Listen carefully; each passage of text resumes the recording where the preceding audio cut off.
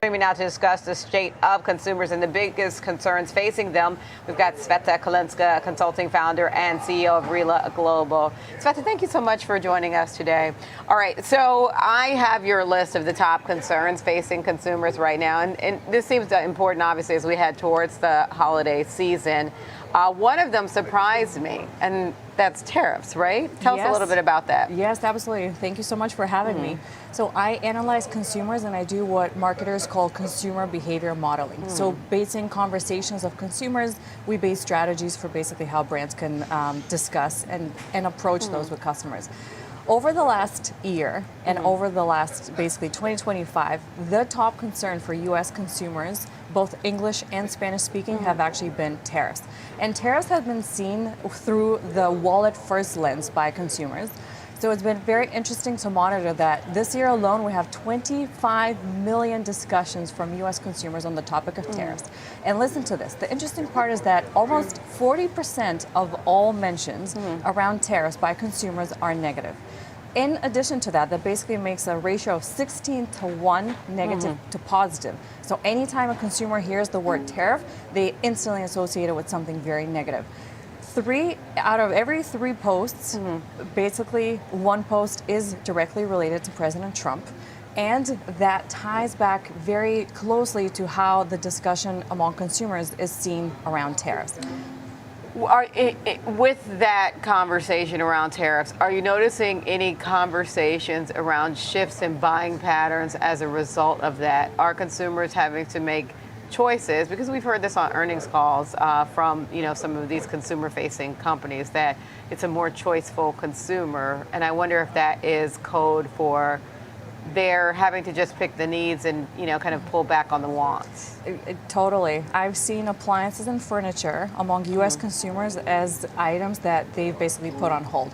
Now, the interesting part here is that among Spanish-speaking U.S. consumers, those look very different. So interesting. When it comes to tariffs, Spanish-speaking consumers have discussed soy, beef, and sugar at 15% of all discussions as top concern when it comes to tariffs.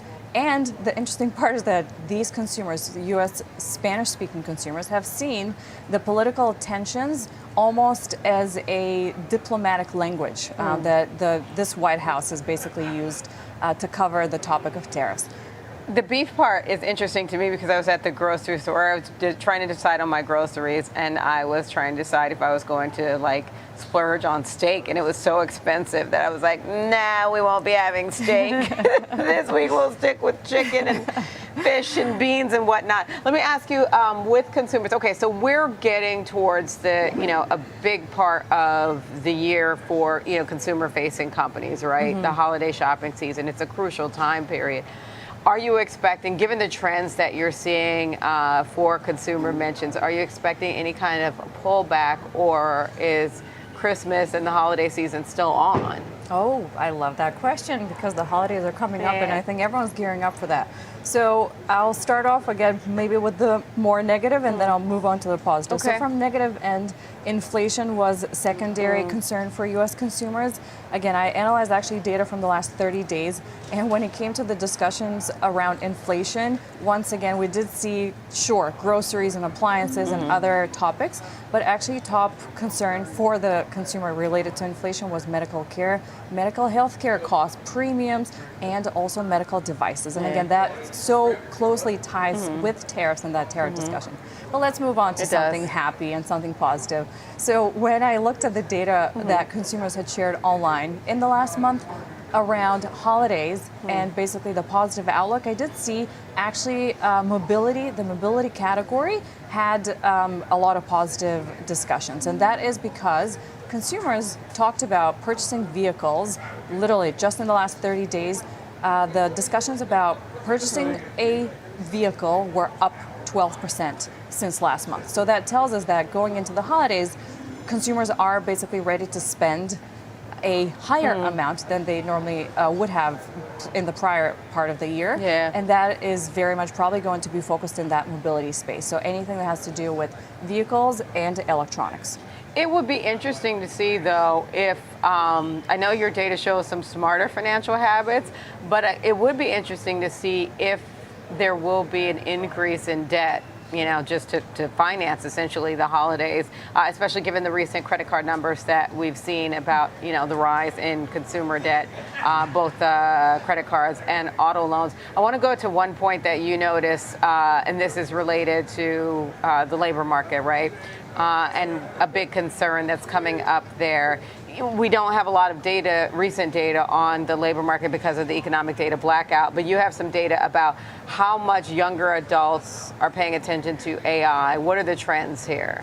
Thank you for the question. I was hoping that you asked me that. So everything is very much tied together. And as you mentioned, the job report is actually 9 days late. So we're still expecting the most current job report end of the week. I analyzed what consumers mentioned when it came to AI and job and employment. And what I saw is actually that it goes by the order of AI and unemployment. So Gen Z and millennial were very vocal on social media, and over 12% of all discussions came from Gen Z and millennials who talked about how AI is actually ruining their career, if you think about it. They've mentioned that any company that's issued a statement about going agentic or anything related to artificial intelligence, they actually now see that brand eroding. And the public trust that they have in that company is just basically going down the drain. Yeah. So I've seen that among millennials, and the unemployment rate in general as a topic was the third most discussed concern by U.S. consumers, both, again, English and Spanish speaking. And that has actually been downward trending since the beginning of the year. So I think when it comes to the job report that we expect later this week, I don't think that's going to come this week. I agree. I think, I know you're saying you expect it later this week. They're going to put out CPI because the Labor Department is reopening for, to come up with those numbers. But that's about setting the cost of living, right? So they, want to make sure that those who are on Social Security get that kind of adjustment. But just because the Labor Department is coming back, unless the government shutdown ends, and look, we're approaching, it was well over 2 weeks now without that jobs report. So I appreciate your optimism. I like the optimistic points, and I do tend to be an optimist, but being a realist in this situation, I don't know that we're going to get that this week. I would have to say I agree, but that's why I'm here, and I analyze what consumers thought about it. So all right. No, I appreciate the bright spots that you brought as well. That's Sveta Kalenska, CEO and a founder of Rela Consulting.